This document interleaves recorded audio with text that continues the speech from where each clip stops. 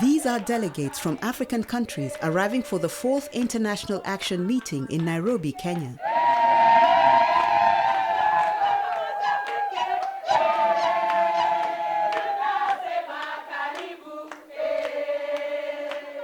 With the last one held in Bukavu in the Democratic Republic of Congo 5 years ago, this is part of several activities under the World March of Women, an international movement whose vision is to eliminate the root causes of poverty and violence against women. What movement we are building as World March of Women? How do we understand our struggles and how do we relate our struggles with other women, other feminists in other regions, with other regions where World March of Women is organizing and it's mobilized?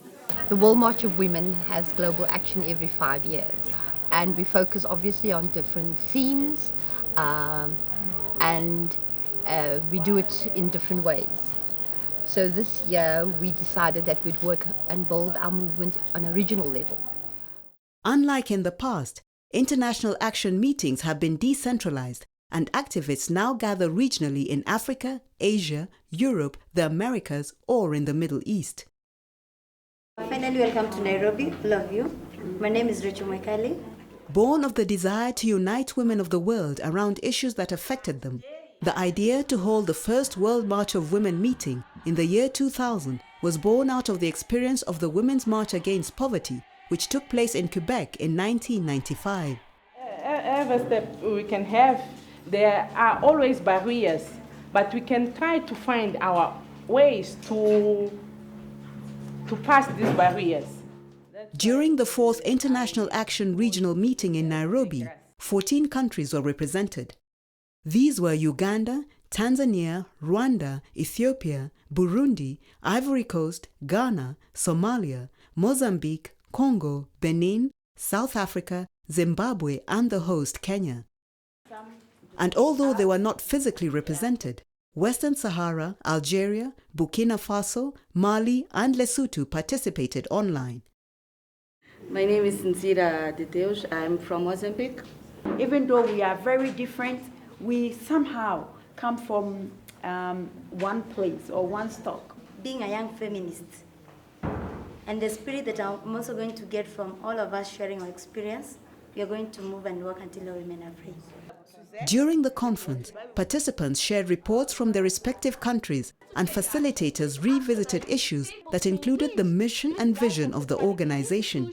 When we say that we are an anti-capitalist, well, first of all, anti-patriarchal movement, it's because we say that we denounce the way the society is organizing the structures of the society, the life of the people, based on hierarchy, on unequal power relations, and the issue that of putting men has the ultimate power or force to ruling the world. Par exemple, nous avions fait des renforcements de capacité aux femmes, suscité des candidatures de femmes pour qu'elles deviennent des conseillères communales et locales. Donc, pour les élections passées, on en a eu beaucoup de femmes conseillères élues. Des femmes sont devenues maires, des femmes sont adjointes au maire, des femmes sont deuxième adjointes au maire, les femmes sont chefs d'arrondissement. At various stages, the delegates broke into working groups for in-depth discussions and proposals on how to sustain the struggle, with the aim of addressing challenges that largely affect women in Africa. For example, in Tanzania, we have a Marriage Act. If I'm correct, it's 1977, which is saying that girls on a 13 age, she can get married, while men or boy, when he must be 18. So he can able to get married. The DRC is the same thing as everywhere in Africa, colonialism and like the economic, what we're talking about, the neo-colonialism and many times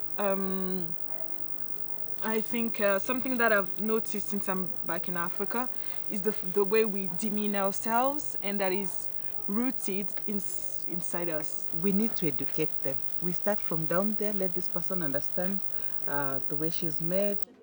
We haven't been spared with climate change, and also looking at our economy, we are not performing much in terms of employment, in terms of agriculture. Fathers, they're not taking care of their children. They left the whole huge thing to mothers. Mothers are multitasking. They are working, they're taking care of children, finding food, I don't know, go and fetch water. They do a lot of things while the fathers are just sleeping inside or just working at morning, go to bath. They're not working. A lot of Tanzania men are not working. They're not taking responsibility to their children. Among the issues focused on at the Nairobi meeting was food sovereignty and the solidarity economy. Give a woman a fish and she eats for a day. Teach her how to catch fish and she feeds for a lifetime. You think that's enough? What if somebody is getting all the fish? So what do we talk about there? We're talking about sharing, conservation, or maybe some groups are taking more than their share. Women are the majority of agricultural producers. Yes or no? Yes. They produce the bulk of the food, but they do not control what? They do not control the resources. That's why we have to question, why are these things happening? And why do we demand change and demand it now? You find like the way the system here operates, it gives us like the rights on this hand and then it takes it on the other hand. So you find like there's a bit of confusion. Yes, we've made strides through the small holder farmers, the traditional ones. But when we look at the commercial side of things, not so many women are into commercial farming. Is the smallholder farmer who is actually producing for the nation. Land in various countries are being taken away under the guise of creation of employment, but whatever is being grown in this land is not food that we eat. For example, if I give the case of biofuels, it's for cars in the West, and it's denying us as Africans food and taking away food from our tables.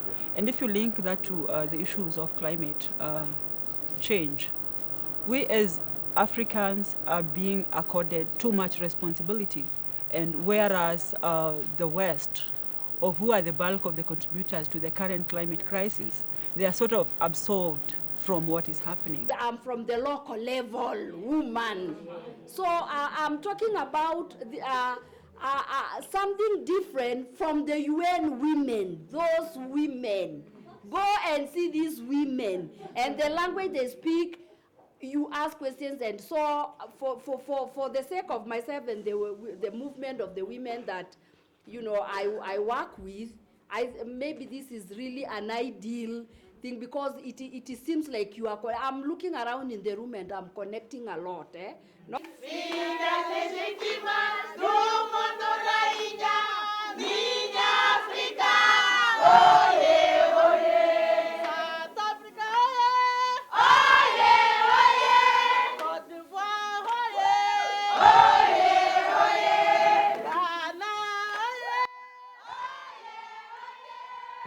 You are much more powerful than her, isn't it? Yeah, you are taller, you have more. And the society gives you more power. Socially, you are much more powerful. On the last day of the conference, people from various organizations in Kenya joined in a solidarity march, a procession that took place in central Nairobi on the morning of October 13th during the closure of the conference.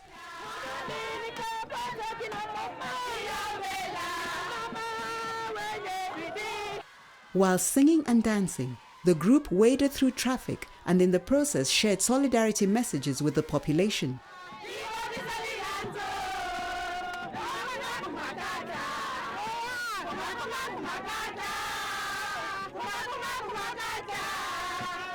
Exercising their freedom of expression, the peaceful and colorful group of mainly women headed for the Freedom Corner, a renamed section of a larger park where, in 1992, a group of defenseless women stripped naked as a last resort after they were tear-gassed and violently dispersed by the police. For several days, they had camped at the location to demand the release of their detained sons and relatives during the quest for multi-party politics in Kenya.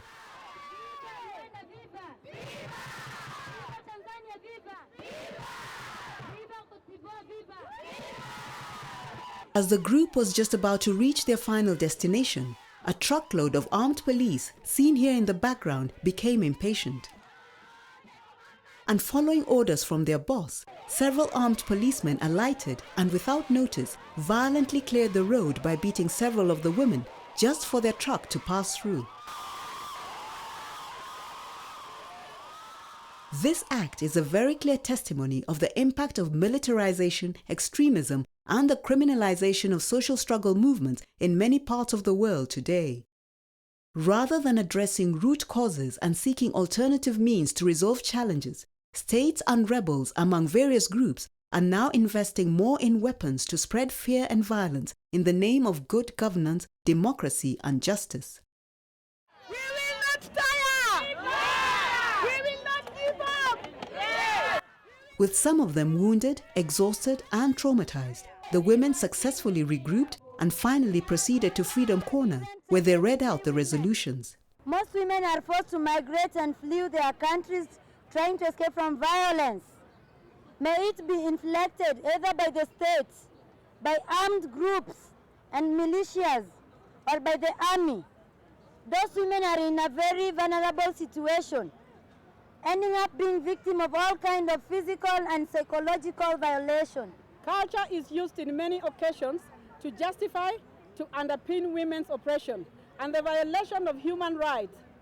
FGM, early marriages, marital rapes, domestic violence are too many times explained as particular expression of our own African culture that should be respected and kept. Biodiversity is becoming a commodity for big transnational companies. Militarization is becoming harder and harder in our continent. It's threatening us every day. We are horrified to witness how armed conflict and non-conventional wars are spreading all over the world, producing fear, violence, diseases, hate, poverty. What is going to help us to develop is the recognition of what we've been doing and to giving added value to what we can build ourselves and for ourselves before anything. We cannot think to learn from others if we don't value what we have, what we produce, what we have as an accumulated knowledge. Helps them to be literate and also to have some kind of income generating activities. So this kind of thing can help her to be more powerful economically. You know, we are an action-based social movement, women's movement, and plan our action extremely carefully because, I mean, even marching in your country around peace is not safe anymore. So we would have to take all that into context and take that into consideration and look at how we going to continue marching, as our slogan says.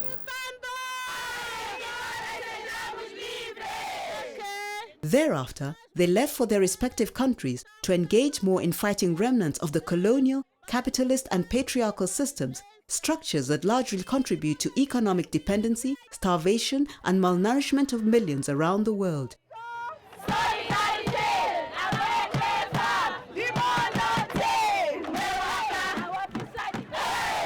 They'll always be on the march until the environment in which women live in is conducive for their development and well-being.